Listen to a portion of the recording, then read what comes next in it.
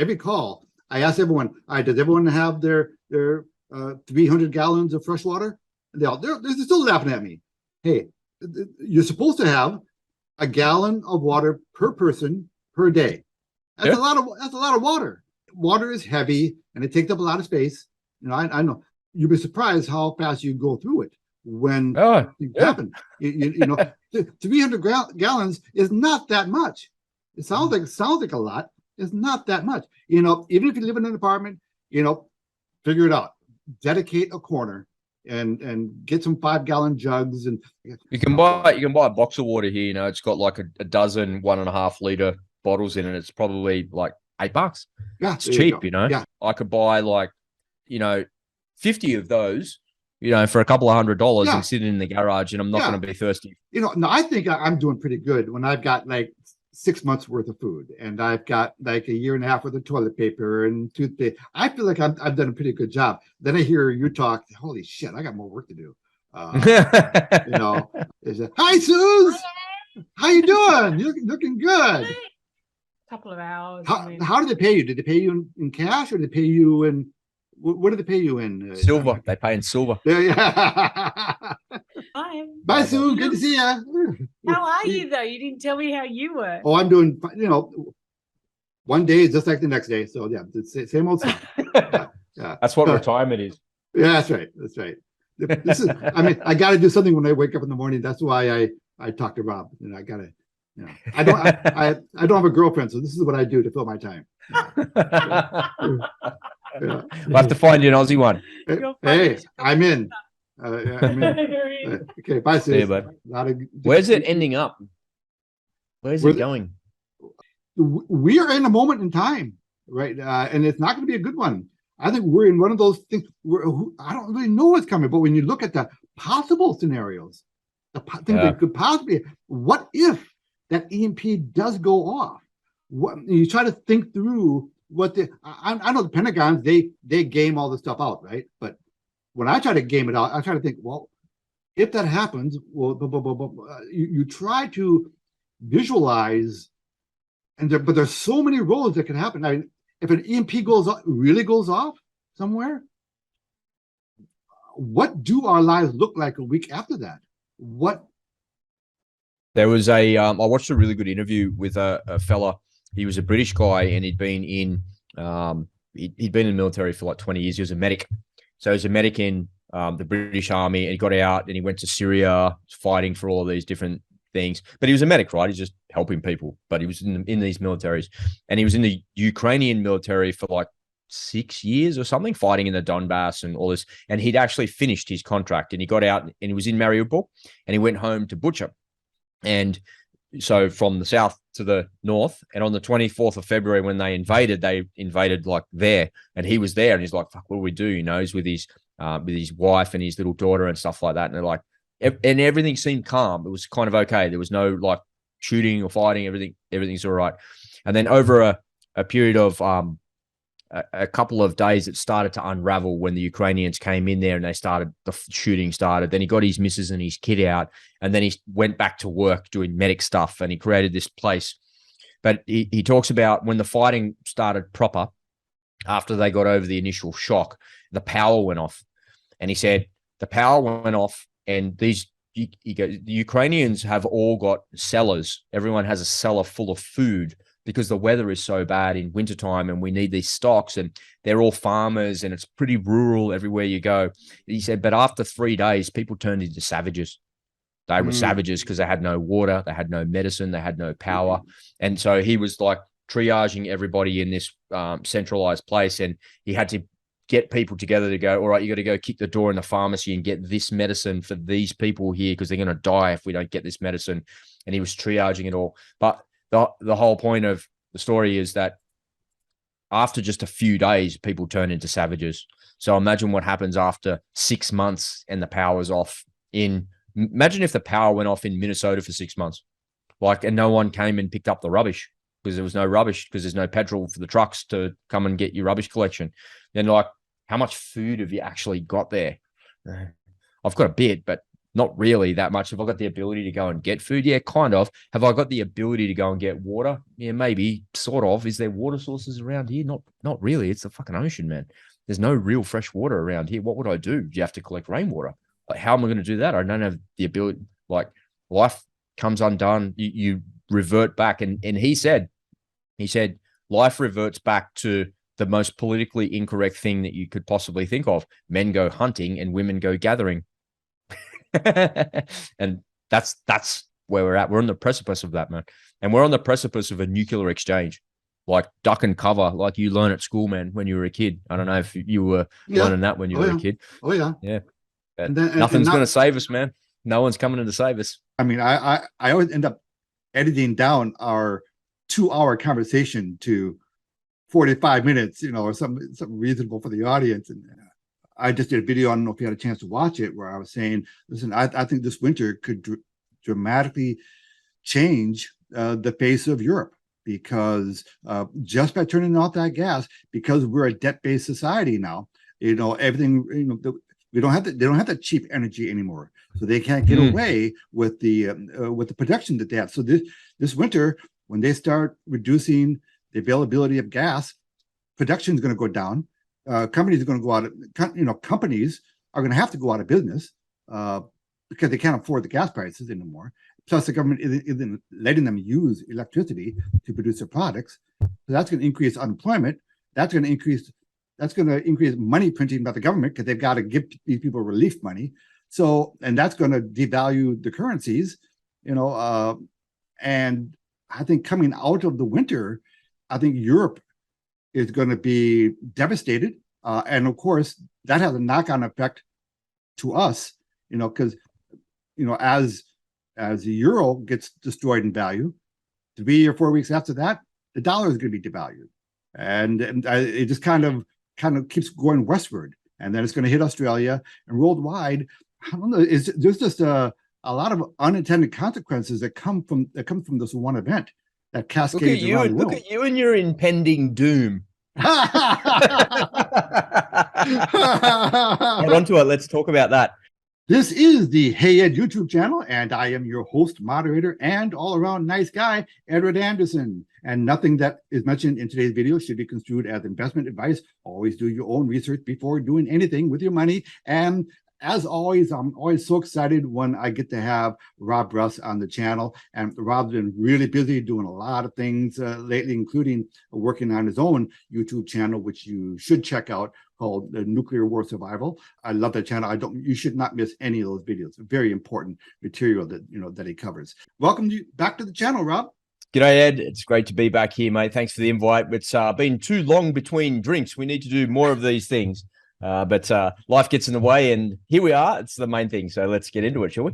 Sure. Well, you know where to find me. I'm going to kind of steal a little bit from Rob's topics, the stuff that Rob covers, because I'm interested in that subject too. And I've been talking about this subject matter as well in my channel. And that's what's going on between Russia and Ukraine. And I want to talk specifically about the most recent developments that have happened over the past few days, where Putin now is basically starting to empty his prisons because he's running out of soldiers. And so he's, I keep thinking the Dirty Dozen. They go to the prisoner and say, well, yeah. I love that movie. Yeah, me too. I love it too. I love Telly Savalas. He was an awesome actor back in the day. Yeah. So he goes to the prisoner and says, listen, you have a choice. You can either stay here in prison or you can join the war effort. And if you survive, we might commute your sentence. So he's been been emptying the prisons in order to replace the soldiers he's been losing in the front line. Plus, they're conscripting the general public out there, telling any fighting age man, get ready to join the army. And we have an exodus right now out of Russia. Russians are fleeing Russia, going to neighboring countries, trying to, plane tickets out of Russia are pretty valuable, these days. So I'm going to talk about, what do you think about this development and the consequences of it? Well, it's not the dirty dozen, that's for sure. There's more than 600,000 prisoners in Russia. And, they're not really giving them much of a chance. There's that video of that idiot from the Wagner group going around saying, standing in a hollow square of men saying you've got 5 minutes to decide if you're coming to the front or not. What I know about the military and my experiences, I've been through recruit school twice, first for the Navy and then for the Army. And when you get spat out of a Western military recruit school after 3 months, you don't know anything. And even in the Navy recruit school, I think I handled a weapon. I didn't even fire a weapon in the Navy recruit school. And in the Army recruit school, you spend a bit of time on the range, but really I was not very competent with weapons at all. And it wasn't until I got the School of Infantry that you spend hours and hours and days lying on your guts on the range, learning to employ weapon systems of various different types. So 12 weeks in total. And I joined my unit the day that they were packing their gear to go to the biggest conflict we'd seen since the Vietnam War. So I am a modern day conscript. That's the way I describe it. And I remember walking past on the parade ground and there was people there going, "Hey, mate." And I'd look over and they'd be like, "Are you going to carry my bag for me? Are you going to be my porter?" And they were making all these jokes at me. And I'm like, oh my God, what have I got myself into? And, I knew nothing. I didn't know my ass from my elbow when I got to that unit. And when I got there, I realized how little I knew and how poor the training in the Australian Army actually is. It's terrible. These days, it's really fixed up because of Iraq and Afghanistan and all of the high intensity operations that all of our militaries have been through in the last 20 years. So it's very different these days. It's much more practical and it's much more realistic. But when I went through it in the dry years of the 1990s, where armies weren't really going anywhere, we went to Somalia, Rwanda, Cambodia. There's a bit of stuff going on there, but it was more peacekeeping than it was offensive, high intensity conflict. And so, for the Russians to go away and create mobilization from people that are undisciplined, don't really want to join. I wanted to be there. I volunteered. I put my hand up to be there as a modern day conscript because I was conscripted, recruit school, infantry school, operations, and then came back and went, oh man, that was pretty cool. I did everything that people wait 20 years in their career to actually do inside of 12 months in a compressed time frame. It was amazing. But my ability to operate as an effective member of a section and a platoon was just not there. I was pretty ineffective. I was able to follow. I remember when I first got there, I joined the section. There was a bunch of guys, somebody, I was like in the reinforcement cycle and I'm with the section commander and they said, "What's your background?" I was a Navy guy. They said, "Give the guy the radio, make him stand next to the section commander." And they just wouldn't let me anywhere near anything because they didn't know who I was. They didn't trust me. And I was in a unit that was on peacekeeping operations or peace enforcement operations. We were not going up against a determined enemy that was trying to kill us. We were trying to stop the Indonesians from burning a place down and saying, "Righto, come on, your government said to get out of here. Come on, grab your stuff and get out of here." But it wasn't really a conflict in the scheme of things. They were not really the enemy. They were the kind of baddies that had to leave, but they were not really the enemy. We weren't really in firefights with them. They shooting at us and all that sort of thing, but it's not like what's going on in the Ukraine. So to take people out of jails and to take people off the street and to put them into basic training, to give them a uniform and send them to the front line, they would be the most ineffective people you could ever hope to put there. And I sort of think of myself and my example. I'd had 3 months worth of training, but I also had 5 years of military experience behind me in the Navy. But the reality is I was still ineffective. And that's because I just had no training. So you hear all these numbers like he's conscripted 300,000 people that have served in the military previously. One thing that you have to understand when you hear those numbers is the way that the Russian military is structured as well. So now with the benefit of hindsight, if I look back and if mobilization happened here in Australia and they called up everyone that had military experience between 18 and 65 and you had to go back, I would be effective because I've had a bunch of experience and I know exactly what's going on. But I'd be effective because I know how the Australian military is structured and how Western militaries are structured, where the NCOs are really the ones in charge and the NCOs are the ones that are running it. The problem that the Russians have is that they don't have an NCO corps. Their officers are the ones that run everything. And it takes 3 to 5 years to train a Russian officer. So even if you were a Russian officer and you'd left the military and you hadn't been there for 10 years or whatever, and they called you back up, are you going to be effective? Yeah, you'll still be effective because you've had that training, but all the people, all of your subordinates underneath you are not going to be effective. So you're sending them to the front and they will literally be cannon fodder, particularly if you're sending them to the front to be trained by the units that they'll be joining, because those units have been completely decimated. And the people there that have lost all of their friends and their family, because that's what it is, your friends and your family, have got really low morale. And all of these prisoners coming out of jail with tattoos on their face, pretending they're, they want to be John Rambo or something like that. It's just, combat is not like that. And war is not like that. So I hear this mobilization calls and I hear all of these things, and it's a throwback to World War II.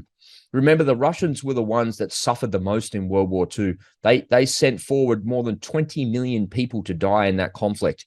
And the Russians' ability to sustain casualties at scale is far better than what ours is here in the West.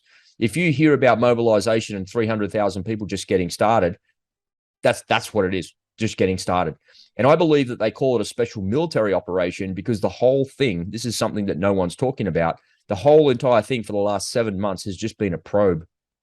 Yeah, he put forces in there to see how we would react. Now he knows exactly how we're going to react. He knows exactly how to beat us. He knows exactly what's going on. Now he's going to mass a huge amount of troops that nobody can resist, no matter how good our equipment is or how good our technology is. He's going to fire some chemical weapons at us. He's going to launch an EMP strike at us. And then he's going to get those hundreds of thousands of troops to run across the border and roll everybody up. World War II style. In World War II, they used artillery, then they used tanks, and then they used infantry. Today, they're going to use EMP, chemical weapons, artillery, tanks, and then infantry. That's where this is going. And it's not like anything we've ever seen before. And the escalation that we're about to see is not like anything that you could ever possibly imagine. This is the absolute worst nightmare. We are in World War III. World War III has begun. Yeah, I agree. I watch your channel religiously, and I know you talk about this a lot. And I encourage everybody, check out that channel and watch all of Raul's videos on this topic, because this is really important stuff, because it affects all of us. I do have a question on that point. So the way I understand it is, if Putin wanted to launch a tactical battlefield nuke or an EMP, aren't the local commanders in charge? Don't they have the decision about whether or not to launch something? And what do you think the odds would be if Putin said, "Hey, I want you to launch an EMP"? Could a local commander, the guy in charge, say, "Nah, I don't think so"? Yeah, it's a good question, and hopefully that's actually how it works in practice. Remember, there's two very big differences between everyone else and Russia. So what I mean by everyone else is everyone else that has nuclear weapons. Our doctrine is based on what we created in the 1950s and 60s when nuclear proliferation was really big, and it's called mutually assured destruction, or MAD.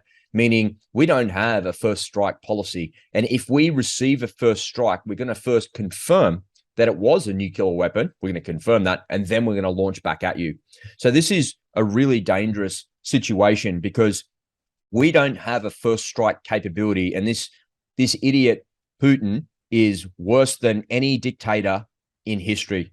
Mark my words, Ed, on this podcast, I'm calling it, man, because what we'll do is look back at this in 10 years' time if we survive this and realize that he's the person responsible for the most destruction and death on this planet ever. And we're staring down the barrel of it. And the thing that I see that's quite different between the Western countries that have nuclear weapons and the Russians is that we're not training to win a nuclear war. They are training to win a nuclear war. At the UN just yesterday or 2 days ago, Joe Biden standing there at the UN saying, don't use nuclear weapons. It will change. It won't be good for anyone, and it will change the face of warfare forever. And he said the same thing in a 60 Minutes interview this week as well. The reporter asked him, what if he uses nuclear weapons? What would you say to that? And he said, don't. And the reason he's saying that is because he's following the doctrine that's been there since the 1950s. Don't use nuclear weapons Vladimir, because the reason, if you do that, we're just going to destroy each other and it won't work. Then if you flip the script, if you flipped what Vladimir Putin was saying the other day, he said, I've got nuclear weapons as well, and I'm not afraid to use them, and I'm not bluffing. So they're training, when you look at their doctrine, they're training to win a nuclear war. Iran, North Korea, China, and Russia are training to win a nuclear war, while we're sitting back here in the West going, they're never going to use nuclear weapons because we're never going to fire weapons at us. So when you look at their doctrine and their order of battle, and everything that I've been saying in the last couple of months has come to pass. And I don't like to say I told you so, but I told you so. And all of the reporters that I see in mainstream media, all of these so-called generals pontificating on what he is or he isn't going to do and talking about what his mindset is or isn't, are full of shit. I'm sorry, but you can never know what's going on in someone's mind. But what you can do is follow their doctrine, and they're following their doctrine to the letter. And their order of battle is first space, cyber, sabotage, and then EMP. Then it's air, land, and sea. That's the order of battle that they've got. There's been massive cyber attacks in the Ukraine for the last couple of months. Massive. We had the biggest cyber attack that we've ever had here in Australia just 2 days ago. Damn Chinese Communist Party, or Russians, I predict it's the Chinese Communist Party, using unrestricted warfare on us. The Chinese foreign minister at the UN saying, we want peace, we want security, we want this, we want negotiations, we don't want war, we don't want anything. And in the very next YouTube video that I watch after I watch the Chinese foreign minister doing that, I see Chinese trucks rolling over the border into Russia, resupplying the Russians. They are using unrestricted warfare against us. They're using space, cyber, sabotage. The next step is nuclear EMP. And that is where we're going. We're going to end up with nuclear EMP. I called it more than 6 weeks ago when they'd taken all the ground in the Ukraine to the north and to the east, and then all the way down to Mariupol. They'd taken all that ground. I called it. I said, it's a matter of time before this idiot tries to annex that place. And the minute they annex that place, he's going to say, you attack us, you're attacking Russia. And the annexation of this land will mean that this is a nuclear retaliation. So that's kind of the background to the answer that I'm about to give you. To your point, you were sort of asking, are commanders on the ground going to use tactical nukes? My view is that I don't know, but I don't think so. I don't think that they're going to use tactical nukes. And the reason that the media keeps saying tactical nukes is because they couldn't be bothered reading the doctrine that the Russians have got. The Russians are very clear in, you go to the main website and they tell you exactly how they're going to do it. The Russians are very clear on how they employ nuclear weapons. Yeah, the first thing that they're going to do is switch the lights off with an EMP attack. They're not going to use tactical nuclear weapons. They'll fire an EMP bomb, pop it at 100 miles up in the atmosphere over the top of Kiev, and that will turn the lights off the entire country in Poland and all of the Baltic states as well. Then it's carte blanche. The lights are off. There's no one, and we'll just wait. 9 out of 10 people will die in the first 12 months after an EMP strike. And that's what the Russians will do. And what we've seen is we've seen the sabotage version of EMP in the last couple of weeks. The power stations that were attacked in Kharkiv in the north have been destroyed.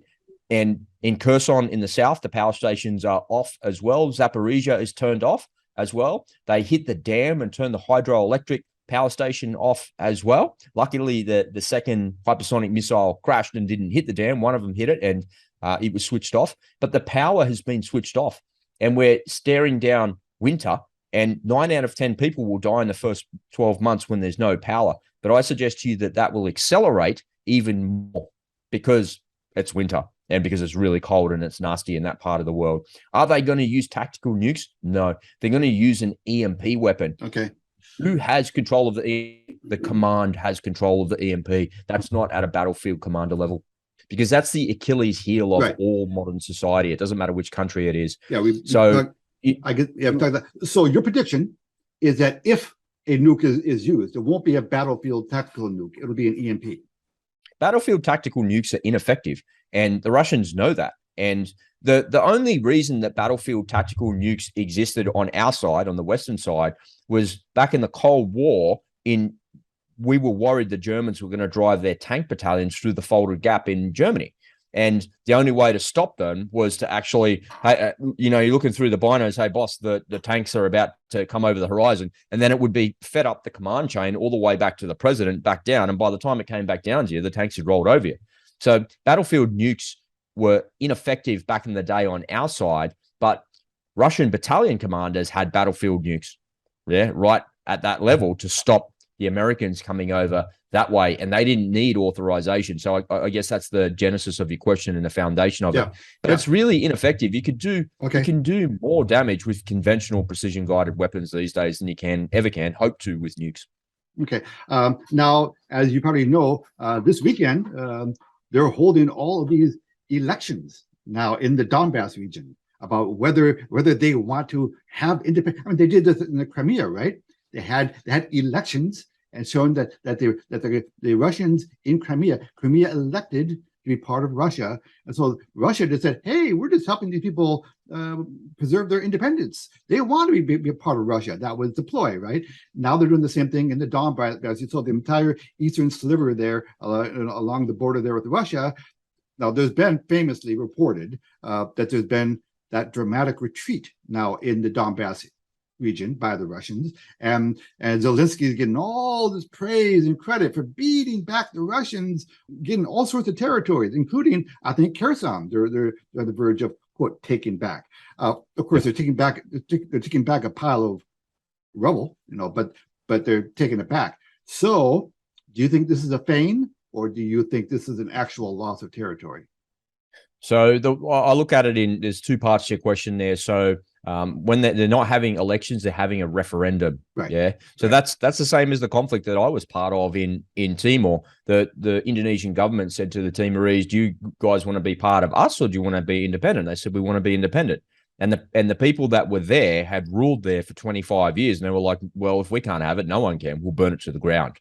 And that was the result. And that's why the Australian military went there to stop that from actually happening.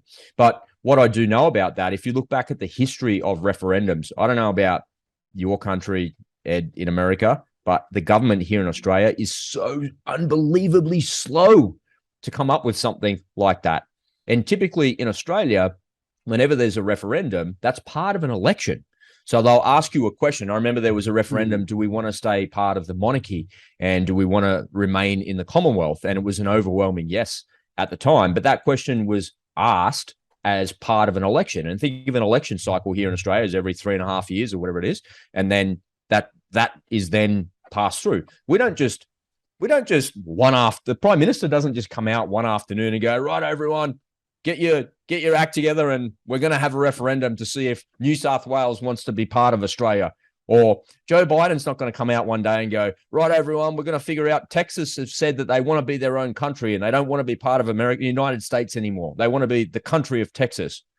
Well, Texas might come out and say that, but if they wanted to do something like that, it would take like 10 years because governments are slow. So what makes you think that the Russian government is any faster than any of our governments? He needs that referendum. There's a lot of people in mainstream media saying that it will be reported as a sham and it will be reported as fake. But how do we know that the people there don't actually want to be part of it? Well, sure. And that's actually a fair question. It is. Listen, people know. Okay, so the Donbass region is the most eastern part of Ukraine that borders Russia. So in that area, a lot of the Ukrainians actually speak Russian.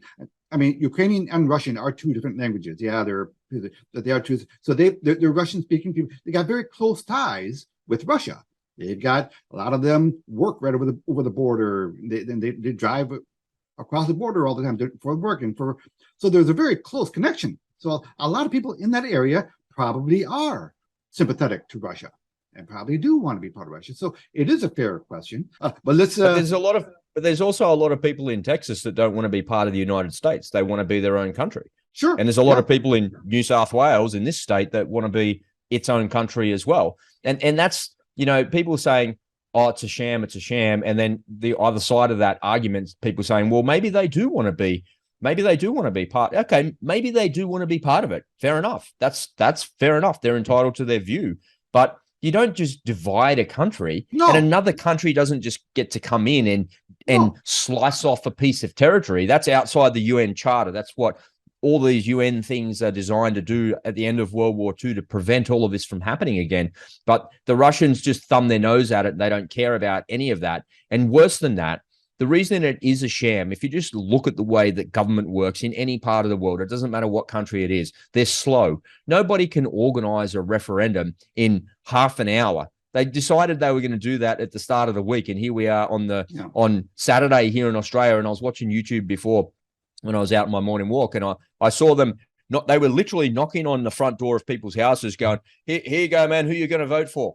And there's like a thing, and they're like ticking all the boxes and then putting it in the thing. Like, there's no oversight, there's no monitoring, there's no anything. So it is a complete farce, and it's a complete sham. And that's the way of holding the ground and giving them the ability now to use nuclear weapons. Because when you go to the Russian website, the use of nuclear weapons, when you look at their government documents, it says that if our territorial integrity is threatened, we can use them, and we will use them. And I'm not bluffing; it's a threat, right? That's what he said just days ago. I want to move on a little bit here, but I do want to ask one quick question about to stay in this sphere a little bit. One little interesting fact that I've heard is that apparently a lot of these Russian soldiers are selling some beautiful brand new tanks and machinery and rockets and ammo, because they're selling it to the Ukrainians, who walk up with piles of cash. I don't know where they're getting the cash from, but some of them walking over with suitcases full of cash, saying, "Hey, any of you Russians want to sell your tank?" And they sell these brand new tanks or artillery pieces, and probably making a life's income off of selling that tank. Have you been hearing any kind of stories like that? Let me, before I answer that question, let me share a story with my buddy Mario, who was in the war in Serbia in the 1990s. I remember him telling me a story that the battalion commander went out one day with, I think it was 9 tanks, and came back with 8 and a bag of money. Like, where did the tank go, man? And he literally sold the tank to the enemy. There you go, man, and took a big bag of money. You know, I'm not surprised if that's actually true, and I'm not surprised if you know people that come from nothing, and these Russian soldiers are really desperate people. When you see, I saw a video last night, and this Ukrainian unit had moved up to the river where the Russians had abandoned all of their equipment, and they'd abandoned everything. It's kind of strange. Like, as an infantry guy, when you got your pack and your webbing and your rifle, like, that is like your life. Like, you're naked without that stuff, especially without your rifle, right? You're just naked without that. Then sometimes you carry additional bits of equipment. I used to carry a 66mm rocket, or sometimes I'd carry the old school M79 Wombat gun, you know, like with a grenade launcher, that type of thing. It was strange to be without my gear. And even at the end of the day, or we stopped for a rest, you know, I'd unclip all the clips and I'd kind of get out of it, but I'd still be sitting in it, and because we're going to go straight away and I'm ready to go. And these guys had their stuff just scattered everywhere. It's like they downed tools because there was no way they were going to be able to swim across the river with all their gear. They just go straight to the bottom. So whatever, man, I'm just going to get in the water. I'm going to swim across there in my clothes, and we'll just leg it to the border and get the hell out of here. They're not going to shoot us. We're unarmed anyway. And it was probably 2 companies worth of equipment, and the guy was like carefully unzipping the bags to make sure that they weren't booby traps. And he reaches in and he pulls out it's like a bottle of vodka, and it's like a bottle of scotch. It's like, pulls out 4 bottles of alcohol. And he reaches in and pulls out like a tab, like a Samsung tablet. He's like, oh, what's that? And then he pulls out like all the stuff they've been stealing. And then he moves on to the next bag and unzips it, and then it's just all the things that these Russian soldiers have taken from the properties that they've been sleeping in, because they're not their house, and they're like, oh, I'll take that bottle of booze, or I'll take that thing, or I can do that.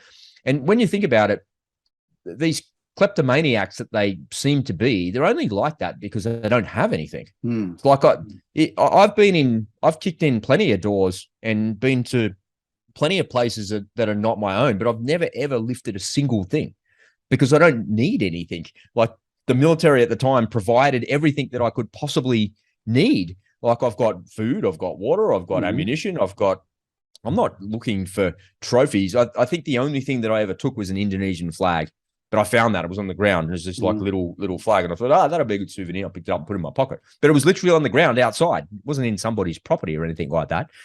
But I'm not surprised that there's that level of corruption going on, and I'm not surprised that the Ukrainians would be going in there with, their behind the lines going, all right, here's a big bag of money. Go and see if you can buy the tank off them. Go and see if you can bribe them and to do that. I'll make them combat ineffective in any way, shape, or form that I can with artillery round, a rifle, or with money. I'll take it. Okay, so I'd like to segue now into the economics. I've been doing a lot of videos lately about the economics that is coming down the pipe here for all of us. I think that Europe is going to have a very tough winter, and it's largely their own fault. After decades of these progressive green policies, where they put themselves in a position where they're reliant on that cheap natural gas out of Russia. I mean, they shut down, Germany shut down all their nuclear plants, except I did hear that last week they nationalized 2 of them. So now they got nationalized energy, but they're still woefully short of energy over there. And they got some of these windmills, also known as bird blenders, to produce some electricity, but that's not going to do nearly enough. We're seeing energy costs more than doubling already in the UK. We have friends in the UK, and I've heard from, they've more than doubled, and they expect them to go up another 10x during the winter. And on top of that, they're telling them that they're going to have to dial back the use of electricity and everything else. In the UK, the government promised that anything above a certain level in your energy bill, the government will pay for.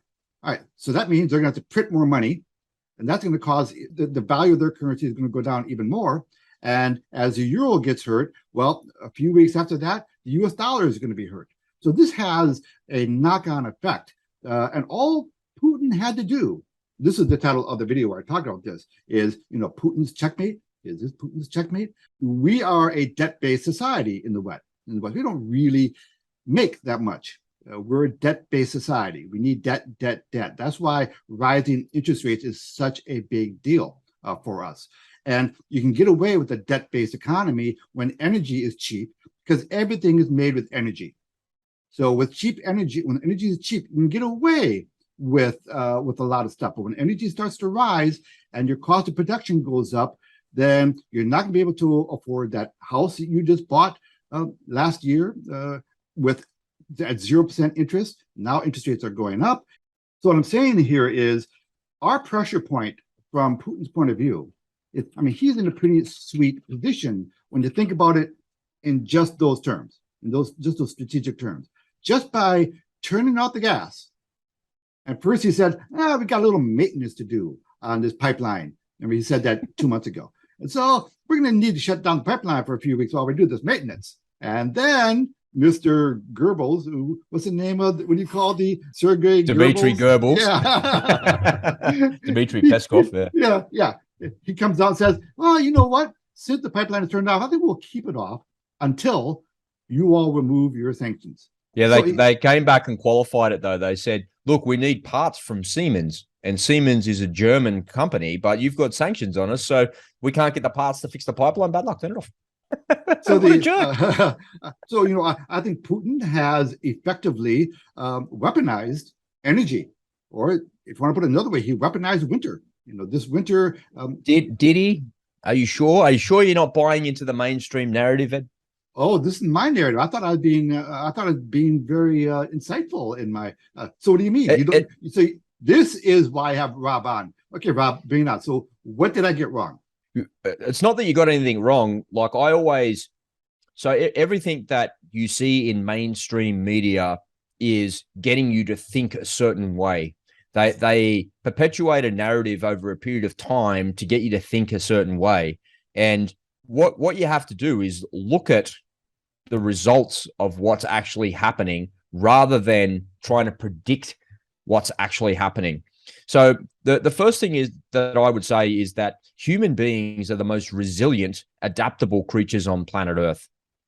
We absolutely are. And one thing that I've seen in Germany in the last couple of weeks, which is not spoken about because it's outside the scope of the mainstream narrative. The mainstream narrative would have you believe that the Germans are going to be completely and totally crushed. Their industry is going to go away. They've got no energy. There's going to be a recession. There's going to be this giant collapse and all of these things. But do you seriously think that the German prime minister and the German president and the German parliament are sitting there going, oh, we're just going to let this happen?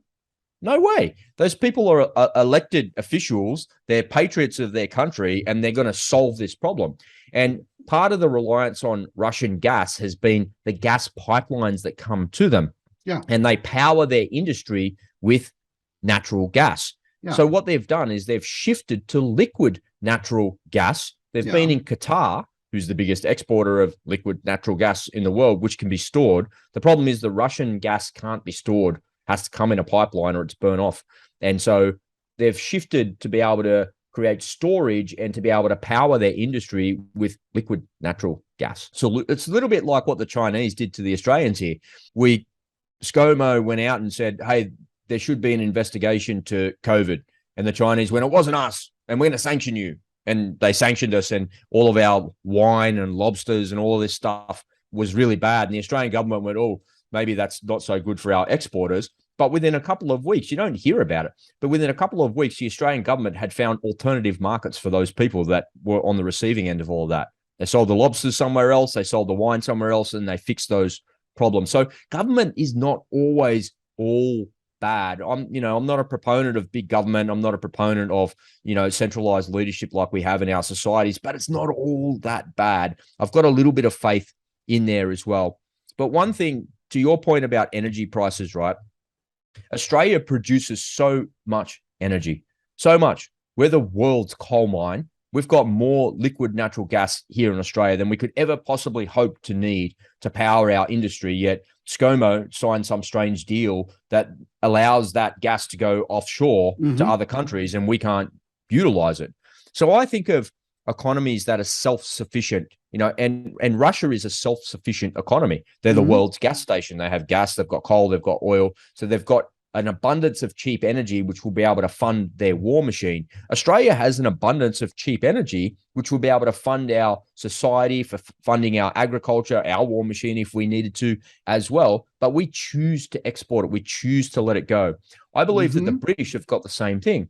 They've got oil, they've got gas, they've got huge energy reserves. And what we're seeing, this corruption has always been there. If Germany has moved to nationalize energy, they've moved to do that to solve the problem, to remove the middleman, to remove the corruption, so they can control the price. I'm not convinced that he's weaponized energy in a way. Well, we're in a friendly disagreement on this one, because I love the idea that people in government are creative enough to solve a problem. But I think we're in a different kind of a world. We're in a WEF world. We are in an ideology first world, and let them eat cake world. But we are in World War III. Remember, World War II didn't just happen when Germany invaded Poland. You have to look back at history, and the Vietnam War didn't just happen when suddenly one day North Vietnam invaded South Vietnam. That was boiling away in the Vietnam War from the early 1960s. And there's always a catalyst and a precipice for something big to actually happen. And this thing's been going on for 7 months now, as of just a couple of days ago. I really don't think that people realize that we're in World War III. And what's going to happen when he starts firing either chemical weapons or nuclear EMP weapons is everybody else is going to be drawn into it. Don't be surprised if they attack you guys there in the US. And where you live there in Minnesota, Ed, that is like a big target, because of all the facilities in that part of the world. Don't be surprised if that actually comes to your doorstep. The Russian way of war and the Russian doctrine is massive cyber sabotage and EMP strikes against the US, and then a decapitation of the US military with land-based and land attack nuclear weapons. So they'll take all of your military installations out, decapitate the US military, the strongest military in the world. And then everybody else goes, oh, we have to come together as a one world government to defeat this nasty, evil enemy. But I don't think that they realize that the Russians are not playing to lose. And everything that you've got going on and every plan that you've got to do that, no plan survives first contact in war. Their plan to try and do that with COVID didn't really work because you can't scare people into submission. The only way you can get people to submit is by starting a war and making all of these things happen. And when you look at history, you see massive pestilence, massive upheaval with disease and giant biological things that happen, massive collapse, then war. And if you look back through history of war, the things that lead up to those things are what we're talking about. And we just had massive things happening with COVID, real or not, who knows? Then we have this massive financial destruction that's happened as a result of it. And we're in the third stage of it right now. And remember, it's that old analogy. I know nuclear war will be what weapons are fought with. They're the weapons that we'll use in World War III, but in World War IV, it'll be sticks and stones, man. Mm-hmm. So I'm not entirely convinced that the WEF has really got a handle on this. They've got an idea of what they're trying to do, and you're quite right that that's what they want. You know, the small people will suffer. It will depopulate the planet. It will create the Green New Agenda. It will create the Green Swan event. It will move us to a one world government. But I'm not entirely convinced that they realize what they're up against when it comes to a major conflict, the scale of which we've never, ever seen before. Klaus Schwab, yeah, he's the figurehead. But they've spent decades now, pretty much what I call infiltrating every major government around the world. And they have their acolytes in key policy-making positions in every major government. Look at our military. Our Secretary of the Navy, his big focus right now is on gender identity in the Navy. That's his big worry right now.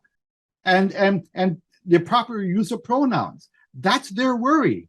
Are you sure? Are you sure though, Ed? Are you sure? I'll find a clip for you. I saw there was one of your politicians asking an Air Force general the same question. He goes, "What the hell's going on here?" And she's like, "Yeah, that might be true, but that's not Air Force policy. That's not what we're doing." So you got to be careful, like mainstream media perpetuating that narrative. Okay, I know what you're talking about. That was an interview.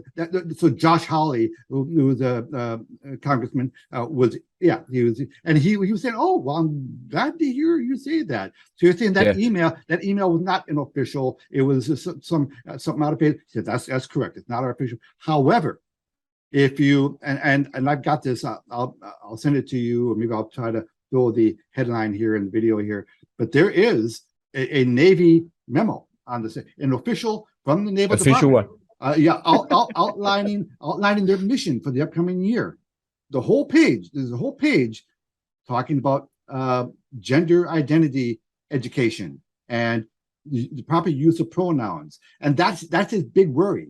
His big worry right now. He's the Secretary of the Navy, and his big worry right now is equity inside of the armed forces. It's a really strange argument, you know. Yeah. But I think it's strange because people in the military just kind of shrug their shoulders at it and go, "What are you talking about?" Because people on the outside think that in the military, that's how we address each other. Well, yeah. But if you were my boss in the military, if you were, say, my sergeant or my warrant officer, I would never address you by your first name. And I would only ever address you by your rank or your surname. I'd say, "Sergeant Anderson, can you come over here and help me?" Or if you were a warrant officer, I'd call you sir. Or if you were my commanding officer or a lieutenant, or you were a captain or something like that, I would refer to you as sir. I refer to you as your rank. I never refer to you as, "Hey, he, him," or "she, her," or something like that. There is no pronouns in the military. There's Corporal Bruss and there's like Sergeant Anderson. That's all there is. Like, sure. And yet, they're hiring all of these gender identity experts to go. But it's strange. Like, I never speak to anybody. You know, even in my unit, like my section. So, as an infantry guy, there's a section. There's a corporal, a lance corporal. Then there's the diggers, and you don't refer to each other by rank at that level. But you might say, "Hey," you refer to each other by nicknames. That's how the world works, but you're not talking. There's no gender. It's like strange. That doesn't exist in the military. It's not a real thing. Well, it is to them. That's what I mean. These people live in a weird little bubble. Strange. And they're all in the top. This is why when you get admirals and generals, our chairman of the Joint Chiefs of Staff, that's his big push right now is gender equity. That's his big worry. And so you're sitting there saying, what are you talking about? That doesn't make any sense. But this is my point, that these kind of brainwashed, stupid ideology, they're in power.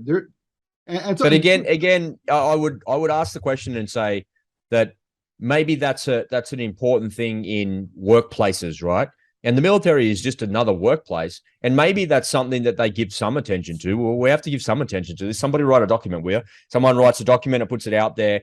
But notice how you never hear anything else about what they're talking about. You never hear about the advent of new leadership training. You never hear about how they are elevating people through the rank system and the rank structure. They're increasing pay. They're fixing your benefits. They've got better housing. You're never hearing about all of the other things that they're doing. You're only ever hearing about that really small, nuanced sliver of things. Imagine how much work Mark Milley has on his desk.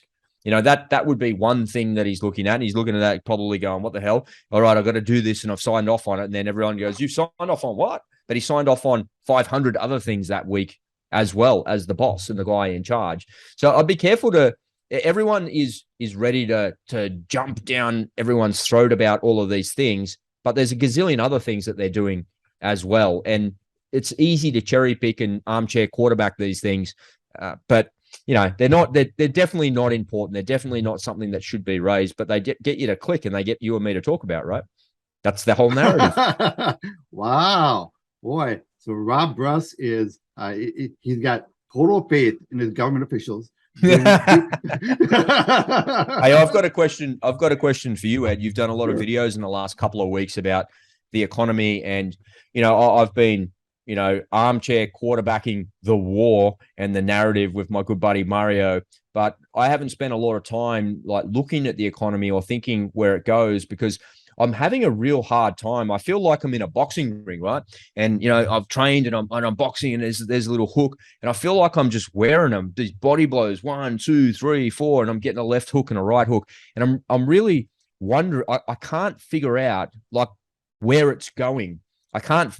If this thing escalates into a major NATO versus Russia conflict, and there is a nuclear exchange or there are chemical weapons that are used, and it escalates into something like that, all the economy, the markets are all going to collapse. It's all going to go away. Government stimulus, it's just complete and total chaos. And I can't see a clear path to what may or may happen. And, as a longtime analyst of all things media, of all things military and all things economic, I just can't see a clear future. And I don't know where it's going. I'd love to hear your thoughts on that.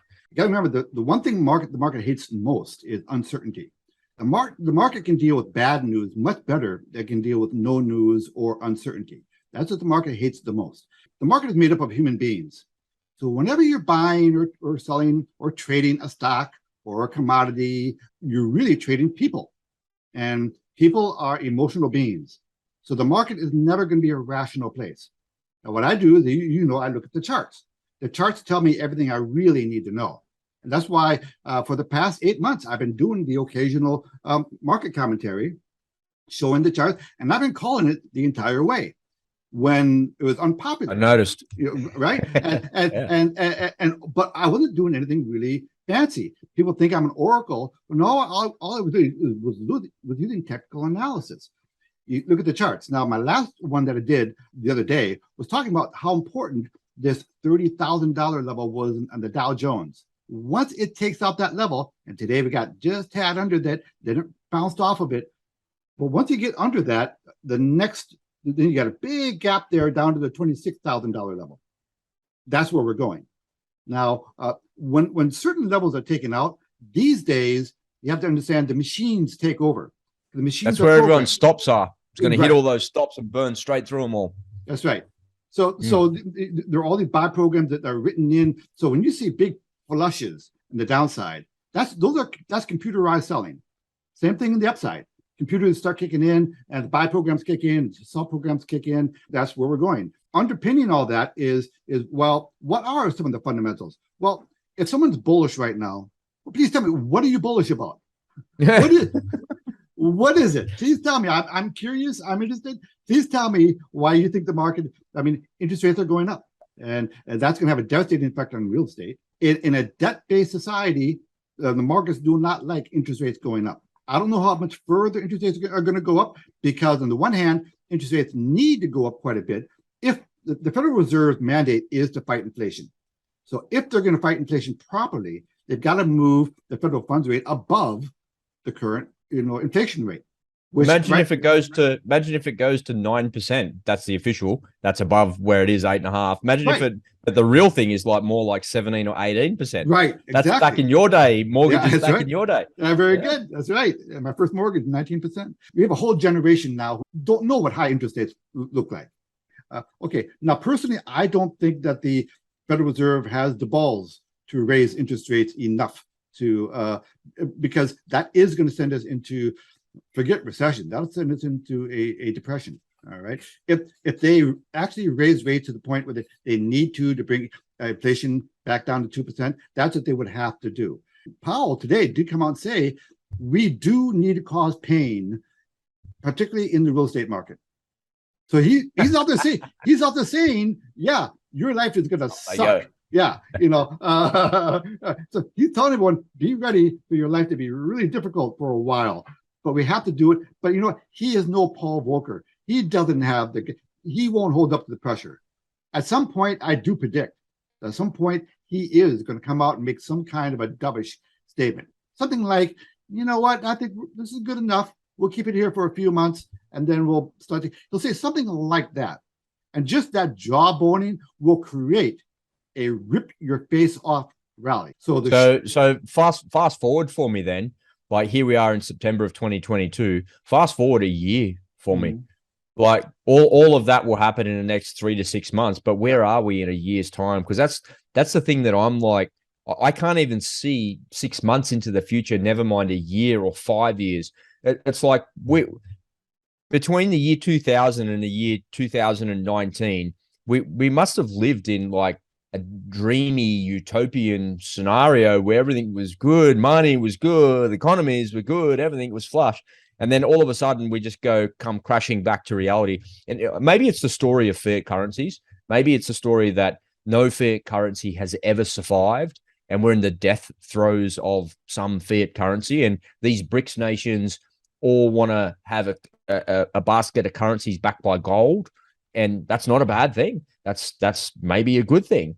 But what happens in the meantime in the next 3 to 5 years when that's going on? I can't even see 6 months ahead, never mind 12 months or 3 or 5 years. That's scary. What do you think if you fast forward there? Where do you think it's going? Well, like I said, there are all sorts of headline events that could happen that could change the direction of the market, right? So all you can really do at any given point in time is take a snapshot of what's going on right now and then kind of stay nimble. Personally, if someone held a gun to my head and made me guess, okay, my guess is things are going to get really ugly. I think we're going to get a really nasty sell-off in the market.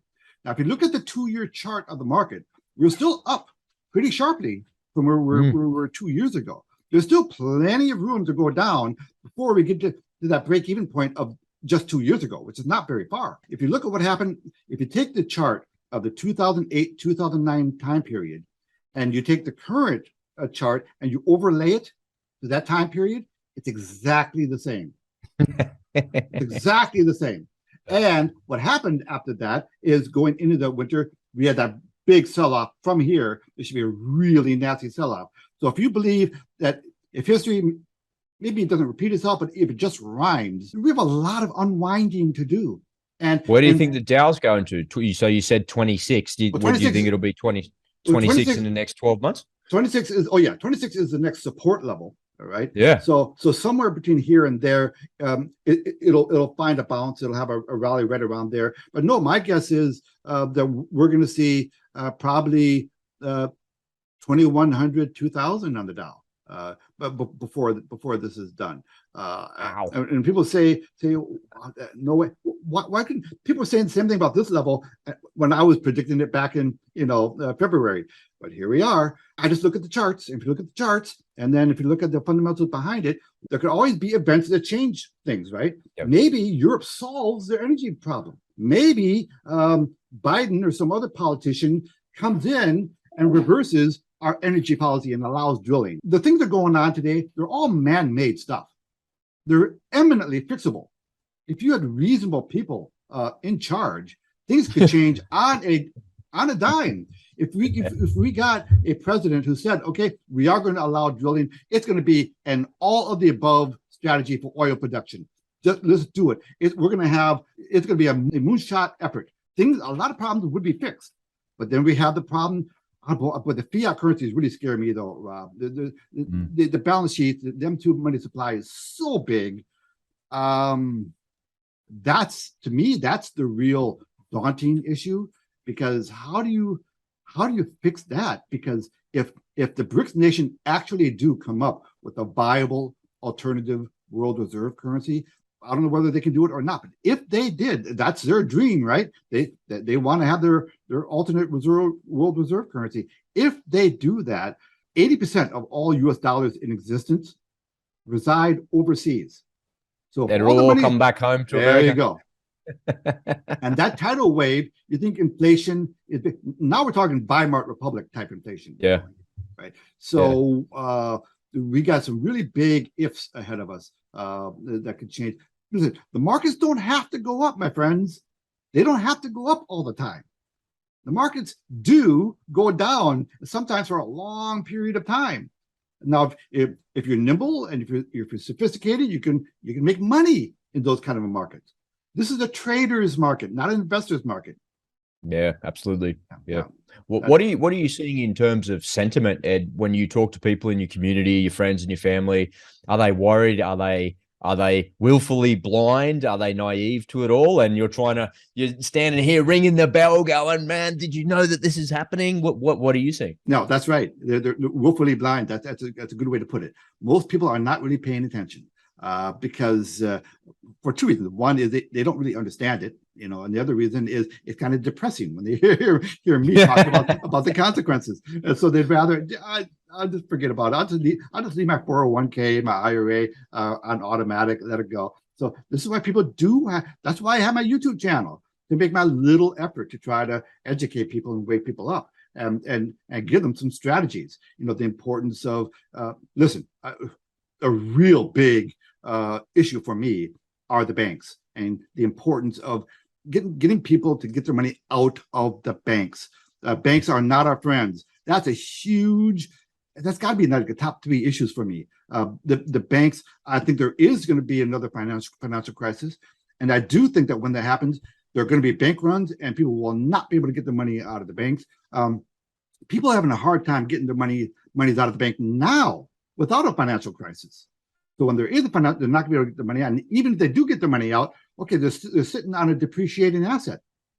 So the only real solution that I can think of for that is to buy hard stuff, like you've been talking about. For me, the easiest thing is buy gold and silver. Buy gold and silver, as a store of value. And then, creating streams of passive recurring income to help offset inflation. But for me, getting money out of the bank, boy, that's like a calling for me right now, is stressing the importance of that, because I don't know about you, but I've been talking to a lot of friends, and the UK seems to be particularly troublesome, where the UK, it's happening here too, where if you want to pull a modest amount of money out of your bank account, you have to justify. You have to tell them what you're going to be using it for. What the hell is going on?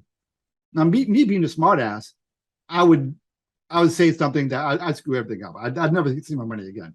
It's none of your business what I'm doing with my money. It's my money. But you never asked me where I got it from when I put it in there. What are you asking me what I'm going to spend it on for? It's none of your business. If people think that this is all a little bit of a beat up and, it's just saying to be alarmist, it's not, because you can just look around the world today. You don't even have to look back in history. Just less than a week ago in Lebanon, there was a bunch of people that were robbing the banks but they weren't robbing the banks to take someone else's money. They were trying to get their own money out of the bank, and they're going in there with a gun saying, "Give me my money."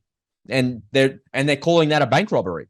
Like, the world has gone mad. They changed the definition of recession. They changed the definition of bank robbery. Isn't it like consumer robbery when they take your money and don't give it back to you? What is that? That's actually bank robbery. The bank is robbing you. But when someone goes in there and asks for their money and they're questioning you about what you're spending it on and what you can have it for, and they're determining what you can and can't have your money for, that is bank robbery. That's the definition of it. The bank's robbing you.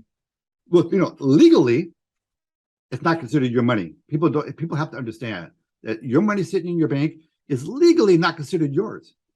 You're considered a creditor, to the bank. So that's why these bail-in laws are. A lot of people think, oh yeah, I have X number of dollars in the bank. Oh, do you? Whose is it? Is it yours or legally it's the bank's? So most people don't even know that. So listen, people have to reduce their exposure.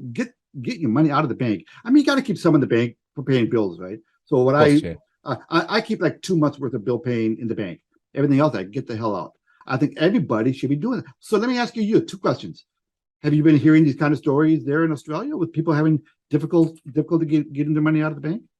Yeah, I heard one the other day. The guy, he looked like a Islamic terrorist because he had a beard and he was of Arabic heritage. And he went in the bank and he asked for $25,000. He needed to buy a vehicle for his business, and they said, "No, you can't have the money." And I said, "Why not?" And he said, "I need to buy a truck for my tradie business," and they were like, "No, you can't have the money." And he was just dumbfounded. And he think, "What is it? Because I've got a beard and I look like an Arab? Like, what is it?"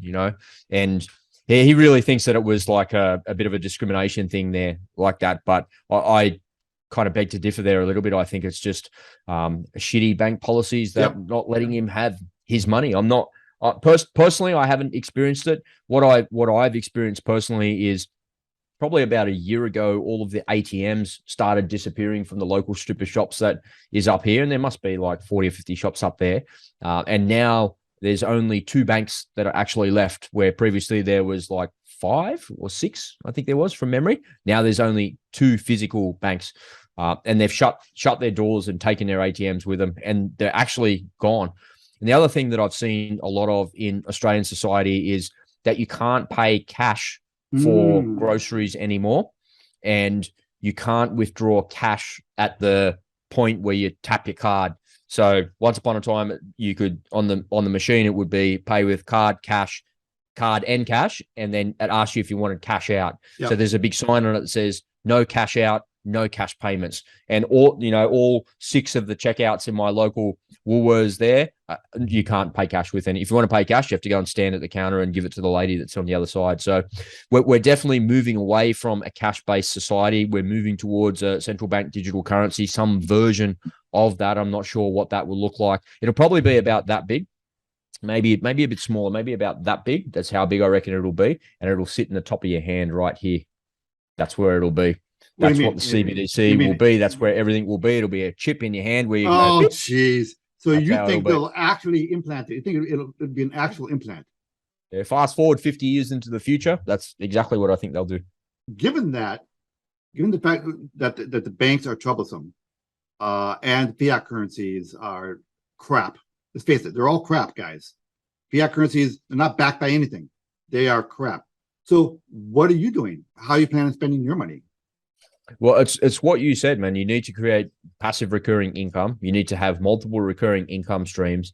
And one of the things that I've been moving towards is looking at what actually prospers in these down times. And the thing that really works in these down times is big tech. So if you can get involved in big tech in some way, shape, or form and derive an income from big tech, then you're going some way to insulating yourself. You'll create a recurring income as well. So YouTube is my preferred channel there. So excuse the pun, but I like the idea of YouTube because if environmental lockdowns come or World War III comes, people are still online. People are still looking online. They're looking for information. They're looking for content. And if you can provide that to them and you can build an audience there, you can actually create an income stream for yourself as well. That's a really good way of insulating yourself against the negative implications of a crazy economy, of crazy politicians, and all that bad stuff that goes on there. The other thing that I'm doing is I'm trying to get more into emerging industries that are based in and around the wartime economy, if I'm honest. So working in the drone space pretty extensively in the last couple of months has helped me a lot. I've had a lot of exposure to a bunch of defense companies that are making a lot of money overseas as a result of this war. So I'm sort of trying to spread myself around all of those things. But I'm like you, man. I don't like my money being in a bank. We've got to get it out of there. You got to put it into something else. Transfer it into coffee. Yeah, coffee. You get a better return on coffee than you will on something else. You know, the other one you can transfer it into is maybe cheese. I saw a block of cheese for $11. That would normally be $3. Inflation is a real thing. The price of coffee has gone up like enormously, you know, and I say that facetiously, but really these things become tradable commodities in times of uncertainty. Amen. On that topic, you know how much I love these guys. I'm in a program, called 7K Metals, and it's kind of interesting. So, in a couple of weeks here, they're going to come out with a card similar to like those cards they have for crypto wallets. You can use your cryptocurrencies in the real world by tapping it. It's on a Visa card, and it's a way of using your cryptos in the real world. Well, they're going to do it with gold and silver. I'm in the program. That's where I buy my gold and silver. And so they're going to have a card where my gold and silver will be in their vault, and it's all dedicated to me. And it's all the government. If the government asks how much gold and silver does Ed Anderson have, they'll give them the middle finger because it's all decentralized. It's all in a vault. It's in my name. And what I can do is I'll be able to spend that gold and silver on that card.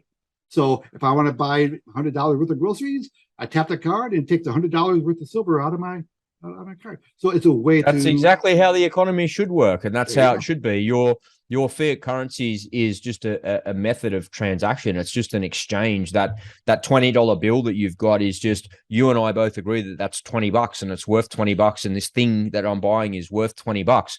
But what is actually backing that $20 bill? Nothing. A government promise. It's ridiculous. So if you've got like a physical commodity that's backing it, that's exactly how the world should work. That's exactly how that's actually what you're talking about there is money. Yeah. Well, yeah. What we're talking about is currency, like that piece of paper or plastic. That's currency. What you're talking about is real money. That's right. Nope. Our dollars and our Australian dollars, it's money. It's currency. It's not money. The only money in the world is silver and gold. That's it. That's the only real money. And it's been around for 5,000 years, and it's going to be around. But people think that the U.S. dollar, is perennial, that it can't go away, that it has to be around. Hey, I got news for you. Fiat currencies have a 100% failure rate. Not one of them has ever survived. People think that Rome fell because of an invasion by the Mongols. No, Rome fell because of inflation. That's why Rome fell.